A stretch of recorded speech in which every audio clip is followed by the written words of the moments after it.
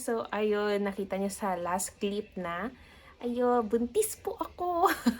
8 months ako ngayon na pregnant. So, 30 weeks yung talagang eksakto. Tapos, may kopya ako dito. So, nalaman namin, share ko sa inyo, nalaman namin na buntis ako last April 16 kasi parang naisipan ko lang noon kasi parang ang sakit ng boobs ko. Tapos, naisipan ko mag-check kasi tinanong ko sa sis-in-law ko, tapos sabi mag-check daw ako. Tapos, naisipan ko rin nun kasi nagyaya si Kuma na mag-yakiniko kami. Pag yakiniko, syempre may ano yun, may drink all you can na alak at saka normal na soft drinks. So sabi ko para alam ko kung bawal na ba akong uminom ng alak or what. So ayun, so chinek ko and yung positive ang nangyari. Kaya ayun, so April yon 16. Tapos April 28 is nagkaroon ako ng COVID. Kaya, ayun, so medyo nag-alala rin yung doktor, pero shinure naman din ng doktor na walang mangyayaring masama doon sa baby, kaya medyo kumalma lang din ako. So, 1 week akong behave lang sa bahay, 1 week plus 3 days ata yun, 10 days ata yun. Nakalimutan ko na, basta matagal akong behave sa bahay, so naka-rest day din ako noon. Tapos, ano pa ba yun? Wait lang, check ko din eh. April yon, di ba?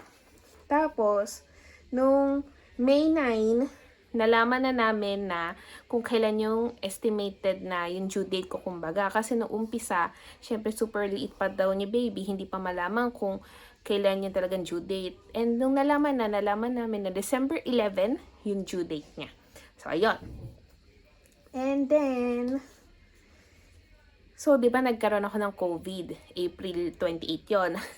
Busy ako, nung buntis ako. So, yun, edi, tawag dito, June, nakaschedule ako. Kasi, di ba, syempre, may mga, ano na yan, monthly check-up. Pag first trimester, di ba, parang every 4 weeks may check-up yon. So, sa check-up ko, may nakita na parang cancerous kemerut sa uterus area, parang ganoon. Tapos, ayun, edi, kailangan daw tanggalin, kailangan operahan and all. So, nagpa-opera ako kahit buntis ako kasi kailangan daw. So, June 6 yon. June 7 ako inoperahan. June 6, may normal akong check-up. So, ayun, di-check up ako. Tapos, June 7, opera. So, chinek ulit. Alam nyo, since buntis, bawal daw ang anesthesia. So, inoperahan ako doon sa part na yon na nakabukaka ako and all na walang anesthesia kasi bawal daw. Kaya talagang sinisigawan na ako ng doktor. Sabi, kumalma ka! Gano'n. Kumalma daw ako, ganyan. Tapos, alisin ko daw yung puwersa sa legs ko. Kaso, hindi ko magawa kasi masakit. Paano ko tatanggalin? Parang ganun. Nakikipagsigawan din ako na hindi ko alam kung paano tatanggalin kasi kusang loob siyang nagkakaroon ng puwersa. Kumbaga, so, kumalma daw ako. So, hindi ko alam kung paano kumalma, sabi ko sa doktor. So, ayun. Pero successful naman, naging okay naman. Nagstay ako sa hospital ng 1 day kasi kailangang obserbahan yung kung gaano karami yung dugo na mawawala and all ganyan. Tapos, nung okay na, discharge na, pero bago i-discharge, in-ultrasound muna ulit ako. Ang lagay kay ultrasound, medyo pinakaba ulit ako kasi, tawag dito, hindi gumagalaw si baby. So, in-ultrasound, so makikita yung baby, ganyan. Tapos, kasi noon, oo, yun nga, so, chinek, ganyan, tapos, hindi siya gumagalaw. As in, nakahiga siya na naka-side view. Parang nakatalikod, ganoon. Tapos nakahiga siya. Pero nagbibit yung heart niya.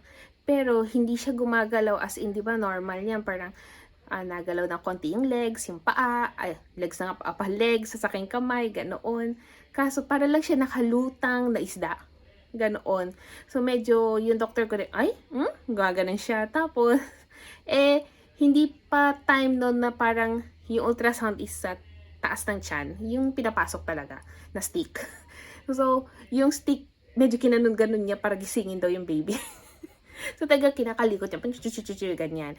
Tapos, yun, medyo nagising naman siya, medyo alam niyo parang nagulat siya, gumanon siya, gano'n. Gumanon siya, so, okay na, natutulog lang pala sabi ng doktor. Kaya ayun, so okay na siya. June 19, nalaman namin yung result na hindi naman daw cancerous yung kinuha sa akin, parang mga bukol-bukol or what, parang gano'n. Basta yung kinuha sa akin. So, hindi naman daw siya cancerous, kaya okay. Tapos, pwede rin ako magpa 3D, pero sa pregnancy ko, pwede lang daw magpa 3D ng 3 times. 3 times. Doon sa hospital na pinupuntahan ko. Kaya, so yung first 3D ko, edi, ayun, akala namin malalaman na yung gender, kasi medyo ano na rin yun. Kailan ba to? July 18. So, 19 weeks and 1 day daw ako nun. Akala ko malalaman na yung gender kasi nakikita ko sa mga TikTok, ganyan na mas maaga nila nalalaman yung gender. So, ako naman parang nainggit ako. So, yun, chinek ko, ganyan. Kaso, pwede naman daw malaman. Kaso, si baby is tawag doon, ayun yung bumukaka. Yung naka-close lang yung legs niya. Tapos, nakailang check, forever naka-close yung legs niya. Talagang ayaw niya muna ipakita. Kaya, medyo sayang yung pa 3D, pero okay lang. So, yun yung ganap. Tapos, August 15, yung next check-up ko, nalaman na yung gender sa wakas. Baby girl siya. Kaya, ayun, medyo gulat-gulat din yan si Kuma kasi akala niya talaga baby boy. Kaso baby girl, ang nangyari. And naisip na siyang name pag lalaki kasi gustong-gusto niya talaga yung name na yun. Kung lalaki din yung baby, pero kasi babae. Kaya ako ang masusunod anong name. So, isi-share ko yan sa susunod pag lumabas na siya. So, ayun.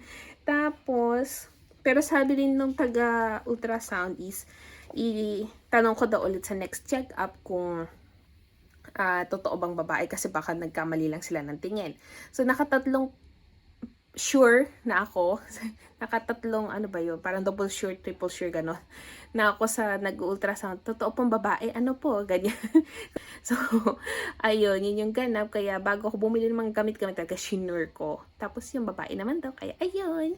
Tapos, ayun na nga. So, ngayon is 30 weeks and 3 days ba? 4 days? Kalimutan ko na. Basta yon, ako, kahapon, sumakit yung tiyan ko kasi 1 hour ako nakatayo sa train. Tapos, papunta sa work. So, medyo napagod ata yung tiyan ko, yung si baby.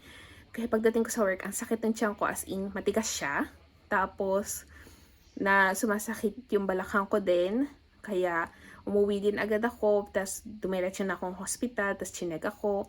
Yung result nung parang may mga ginawa na naman sa akin lab exam is 2 weeks. After 2 weeks, malalaman. Tapos naggawa ng letter yung OB ko para dun sa manager ko para bawasan yung workload ko kasi malapit na rin naman ako mag-maternity leave. Kaso, ewan ko na dito kay manager, ang ginawa niya schedule ko is jump pack. Gano, parang sulitin natin habang nandito siya. Ganon ang peg. Kaya, yun, sinabihan siya ng doktor na bawasan yung workload ko and all, ganyan. Kaya, bukas, imbis na may pasok ako, pinag-rest day ako ni manager kasi nabasa niya yung letter. So, ayun. Yun yung ganap. And then, ano pa ba?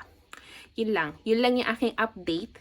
So, isasama ko na kayo kasi syempre gusto ko rin kasi talaga i-document pero nagdo-document ako sa Facebook at saka sa Instagram kasi mga picture ganoon kasi hirap na rin ako makapag-edit kasi nga super busy sa work kasi si manager nga laging jump pack ang schedule ko. So ayun, pero ngayon na maternity leave ako, sana magkaroon na ako ng maraming time makapag-vlog kasi syempre nandito na rin si baby. Oo.